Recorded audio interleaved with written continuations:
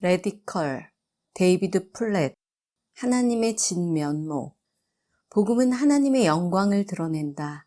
성경 말씀에 따르면 그분은 만물을 지으신 창조주시며 모르는 것이 없으시고 세상의 모든 피조물을 돌보고 계시는 우주의 주인이시다. 비할 데 없이 거룩하실 뿐 아니라 매사에 의로우시고 악을 보고 불같이 진노하시며 친히 지으신 것들을 모두 사랑하신다. 그럼에도 불구하고 가끔은 의도적으로 또는 무지해서 하나님의 다양한 속성을 축소하고 제한하는 바람에 그분의 온전한 아름다움을 훼손하는 것은 아닌가 싶을 때가 있다. 기독교 시장을 돌아보면 하나님을 자상한 아버지로 묘사한 서적과 노래, 그림 등이 넘쳐나는 것을 볼 수 있다. 물론 하나님은 그런 분이다. 하지만 사랑만 넘치는 분인 것은 아니다. 그런 모습으로만 주님을 그리게 되면 결국 현대문화 속에서 하나님을 왜곡할 수밖에 없게 된다. 그렇다. 하나님은 사랑이 풍성한 동시에 경노하고 심판하시는 분이다. 주님은 죄를 증오하고 악에 대해 진노를 쏟아부으신다. 하박국 선지자는 주님께서는 눈이 맑으심으로 악을 보시고 참지 못하시며 패역을 보고 그냥 계시지 못하시는 분입니다. 라고 고백했다. 하나님은 죄인들을 미워하신다. 그렇다면 죄는 미워하되 죄인들은 사랑하시는 분이라는 말은 어떻게 된 것입니까? 라고 묻고 싶을 것이다. 중요한 것은 성경이 어떻게 가르치느냐 하는 것이다. 시편 기자는 교만한 자들 또한 감히 주님 앞에 나설 수 없습니다. 주님께서는 악한 일을 저지르는 자들을 누구든지 미워하시고 라고 노래했다. 시편 1편에서부터 50편 사이만 하더라도 하나님이 죄인들을 혐오하고 거짓말쟁이들에게 진노를 퍼부으신다는 말씀이 무려 14번이나 등장한다.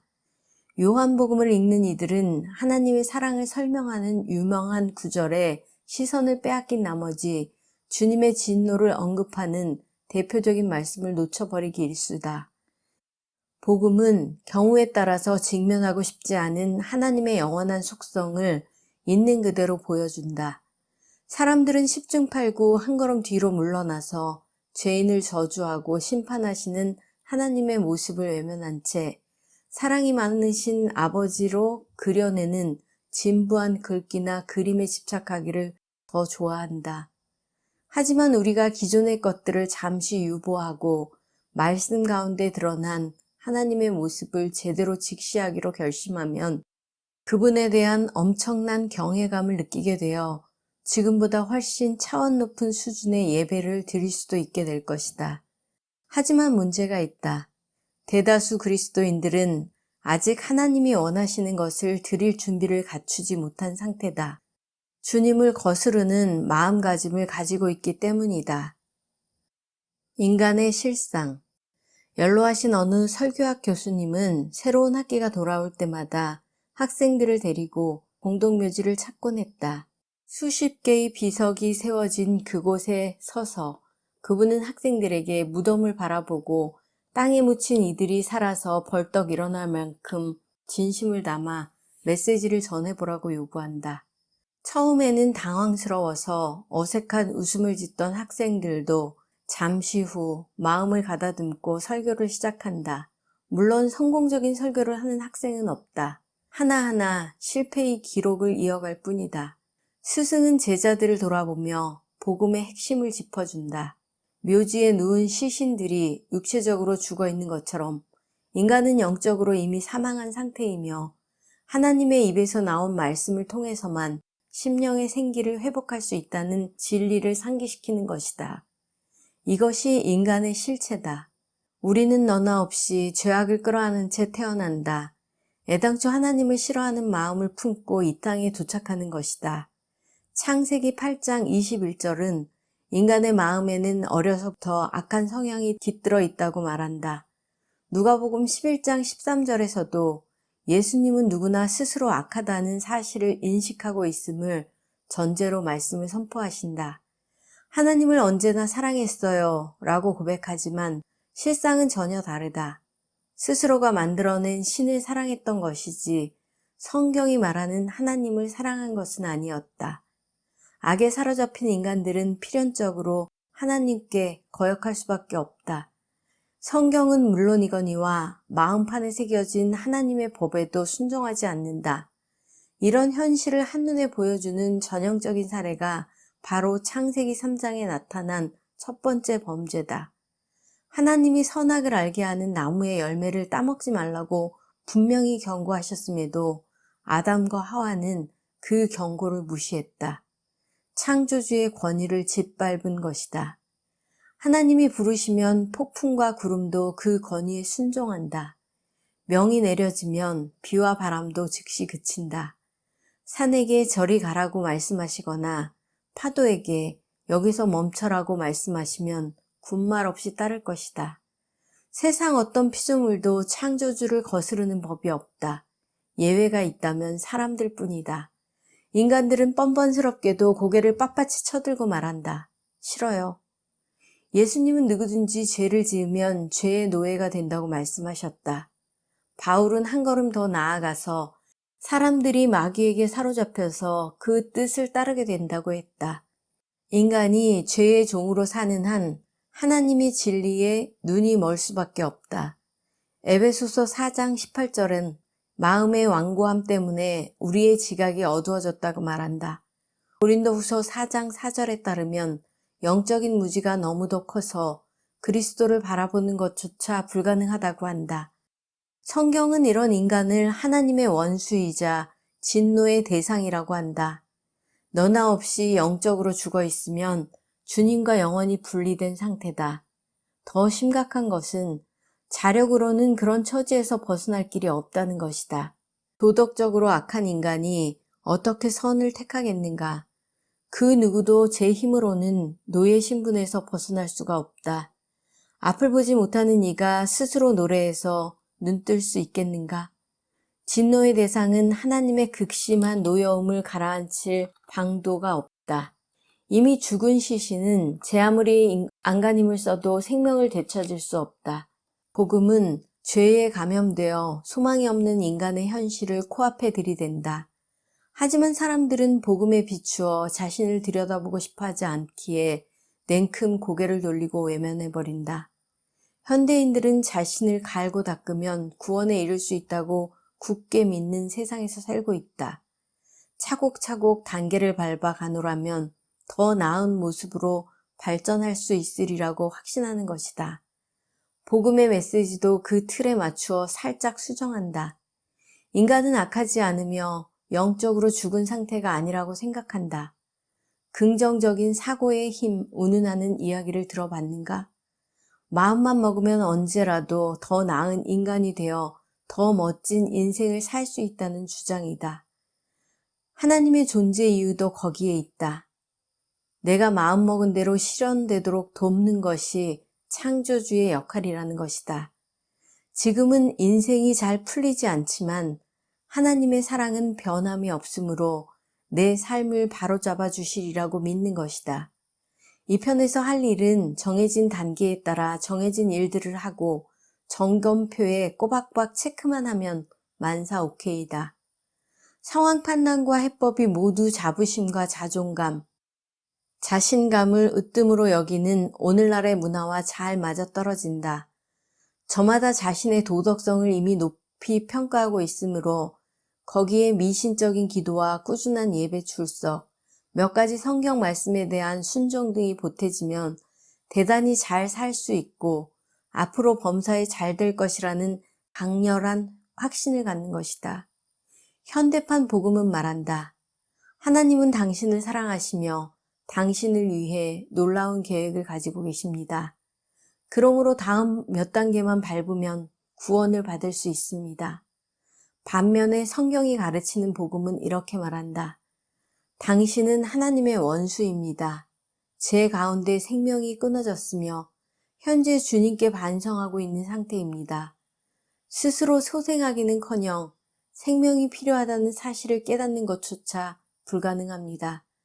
그러므로 하나님께 의지하지 않고는 삶의 변화가 일어나길 기대할 수 없습니다. 자기 힘으로는 그런 역사가 절대로 일어나지 않습니다. 현대판 복음은 군중을 끌어모으고 환심을 산다. 성경적인 복음은 영혼을 구원한다. 어느 쪽이 더 옳다고 생각하는가? 하나님은 복음을 통해서 인간에게 주님이 얼마나 필요한지 보여주신다. 하나님 앞에 나아가기 위해 인간이 할 수 있는 일은 전혀 없다. 구원을 흉내낼 능력도 없다. 구원 프로그램을 짤 힘도 없다. 구원을 생산해낼 수도 없다. 구원에 접근할 기회조차 없다. 하나님이 눈을 열어주시고 자유롭게 하시고 악을 짓밟으시고 불같이 진노를 가라앉히지 않는 한 인간으로서는 아무런 대책이 없다. 가장 절실한 존재. 한 번은 인도네시아에 있는 어느 불교 사원을 방문하게 되었다. 경내에 앉아 있으니 날마다 열리는 종교 의례로 앞마당에 수많은 인파가 북적였다. 우연히 현지 불교 지도자 그리고 무슬림 공동체 리더와 이야기를 나누게 됐다. 모든 종교는 근본적으로 비슷하며 표면적인 차이가 있을 따름이라는 것이 두 사람의 견해였다. 사소한 점에서는 시각 차이가 있을 수 있겠죠. 하지만 본질적인 차원에 이르면 어느 종교나 다 마찬가지입니다. 열띤 토론을 벌이는 것을 잠자코 지켜보았다. 이윽고 나의 의견을 묻기에 이렇게 되물었다. 두 분은 산꼭대기에 계시는 하나님을 염두에 두고 있는 듯합니다. 우리는 모두 산기슭에 있고요. 제가 이쪽 길을 통해 정상에 오르고 있다면 여러분은 다른 루트를 타고 있어서 언젠가는 다 만나게 될 것이라는 말씀이죠. 두 사람은 환하게 웃으며 맞장구 쳤다. 바로 그겁니다. 잘 아시네요. 나는 정색을 하고 그들에게 물었다. 한 가지 질문이 있습니다. 산꼭대기에 계시던 하나님이 지금 이곳까지 내려오셨다면 어떨 것 같습니까? 인간들이 저마다 길을 찾아 그분께 다가오길 기다리지 않고 직접 한 사람 한 사람을 찾아오셨다면 어떻게 될까요? 둘은 잠시 생각하더니 입을 모아 대답했다. 정말 멋진 일일 것 같은데요? 기회를 놓치지 않고 말했다. 그렇게 하신 예수님을 소개해 드릴까요? 이것이 복음이다. 구원이라는 것을 점검표에 체크해가며 한 단계씩 하나님께 가까워지는 과정쯤으로 생각한다면 절대자에게 도달할 능력이 인간에게 있다고 가르치는 셈이다. 이는 사실상 인류를 죄에 몰아넣고 있는 무의미한 세상 종교의 바다에서 같이 허우적대라는 것과 다를 바 없다. 인간은 도덕적으로 악하며 죄 가운데 죽은 상태이다. 우리 스스로가 탈출구를 찾을 능력이 없고 그래서 결국 하나님의 진노를 받을 수밖에 없는 존재임을 깊이 깨닫는다면 그리스도가 절실하게 필요하다는 현실에 눈을 뜨기 시작할 것이다. 하나님의 진면목과 인간의 실상을 어떻게 이해하느냐는 그리스도가 어떤 분이며 왜 필요한지 이해하는 데 결정적인 영향을 미친다. 가령 하나님을 단지 거룩한 백성들을 도와주고 싶어하는 사랑이 넘치는 아버지로만 인식한다면 그리스도는 하나님의 사랑을 입증하는 본보기로 전락하게 된다. 십자가 역시 하나님의 사랑을 보여주는 상징일 뿐이다. 외아들을 로마 병사들의 손에 내주어서 그 형틀에서 죽게 하신 것이 죄 많은 인간들로 하여금 하나님이 얼마나 자신들을 사랑하는지 깨닫게 하는 도구에 지나지 않게 된다는 뜻이다. 하지만 그리스도와 십자가를 그렇게 묘사하는 것은 복음의 핵심 전체를 놓쳐버린 그야말로 어처구니 없는 사고방식이다. 예수님이 유대와 로마 관리들의 고발로 부당한 재판에 붙여져서 결국 빌라도로부터 사형 언도를 받은 것은 대단히 중요한 사건이지만 그 사실 때문에 온 인류가 구원을 받은 것은 아니다. 로마 병사들이 그리스도의 손과 발에 망치질을 해서 십자가에 못 박았지만 거기서 구원이 비롯되는 것도 아니다. 정말 인간이 그리스도에게 내린 그릇된 판결의 대가로 전 인류의 죗값이 치러졌다고 생각하는가? 가시관과 책짓질, 못과 나무 형태를 비롯해서 그리스도인들이 그토록 온갖 색깔을 덧입히고 싶어하는 십자가 처형을 둘러싼 여러 측면들이 인간을 넉넉히 구원하고도 남을 만큼 강렬한 힘을 가졌다고 믿는가? 겟세마네 동산의 예수를 떠올려 보라. 하늘 아버지 앞에 무릎을 꿇고 기도하는 사이 주님의 얼굴에서 땀과 피가 뚝뚝 떨어졌다. 어째서 그분은 그토록 고뇌하고 고통스러워 하셨던 것일까? 십자가에서 죽음을 맞이하는 것이 두려워서였을까? 주님은 십자가의 고통과 처형이 겁이 나서 떨었던 것이 아니다. 그날로부터 기독교 역사가 계속되는 동안 이루 헤아릴 수 없는 이들이 신앙을 지키다 목숨을 잃었다. 어떤 이들은 주님처럼 십자가에 달렸고 더러는 불에 타 죽었다. 허다한 이들이 찬양을 부르며 숨져갔다. 산채로 살가죽을 벗기는 형을 받았던 인도의 어느 그리스도인은 집행관에게 다음과 같이 말했다고 한다. 낡고 오래된 옷을 벗겨주시니 고맙습니다. 이제 곧 그리스도의 의의를 덧입겠군요. 크리스토퍼 러브는 처형대에 오를 준비를 하는 사이에 아내에게 간단한 글을 남겼다.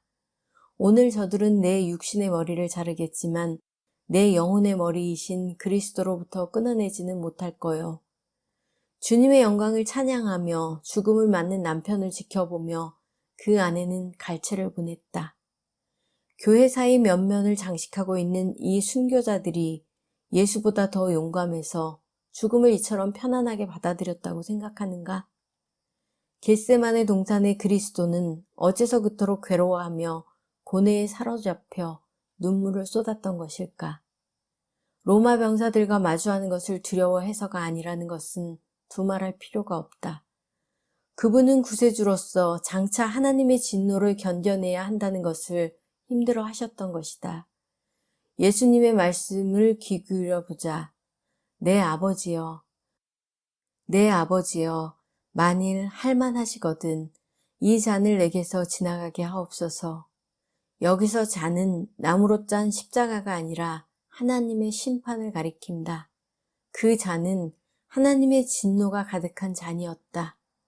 이것이 겟세마네 동산에서 주님을 눌렀던 압박감의 본질이다. 태초부터 차곡차곡 쌓여왔던 죄와 죄인들을 향한 하늘아버지의 신성한 분노와 미움이 자신을 향해 쏟아지려 하는 상황을 지켜보며 땀과 피를 흘려가며 기도하셨던 것이다. 십자가 사건도 마찬가지다. 쇠못이 예수님의 손과 발을 뚫고 들어가는 참혹한 처형이 아니라 인간의 죄에서 비롯된 하나님의 진노가 주님의 심령을 파고드는 장면이었던 것이다. 바로 그 거룩한 순간에 인간을 향한 의로우신 하나님의 분노와 심판이 폭포수처럼 그리스도 위에 쏟아졌다. 더러 병사들이 예수님께 참혹한 형벌을 가하는 걸 차마 볼 수 없으셨던 하늘아버지는 결국 고개를 돌리고 마셨다. 라고 이야기하는 이들이 있다. 그건 사실이 아니다. 하나님이 골고다를 외면하셨다면 독생자 예수님이 짊어지신 인류의 죄를 지켜보는 것이 끔찍해서였을 것이다. 어떤 설교자는 어마어마하게 크고 넓은 댐에서 불과 100m 남짓 떨어진 곳에 서 있는 장면을 상상해 보라고 한다. 만일 뚝이 터지게 되면 그 안에 있던 엄청난 물들이 모든 것을 집어삼킬 듯이 쏟아져 나올 것이다. 그런데 물살에 휩쓸리기 직전 발 앞에서 땅이 쩍 갈라지면서 급류를 죄다 집어삼킨다. 십자가에서 예수님은 하나님의 진노가 가득한 잔을 받아 마셨다. 마침내 한 방울까지 다 삼키시고 잔을 뒤집어 보시며 외치셨다. 다 이루었다. 이것이 복음이다. 우주 만물을 지으신 공의와 사랑의 창조주는 죄에 물들어 더 이상 가망이 없는 인간들을 보다 못해 독생자, 곧 육신을 입은 하나님을 보내셔서 십자가를 지고 하나님의 진노를 당하게 하셨다. 그리고 죄의 권세를 이기고 부활하셔서 그분을 믿는 자들이 하늘 아버지와 영원히 화해할 수 있도록 길을 여셨다.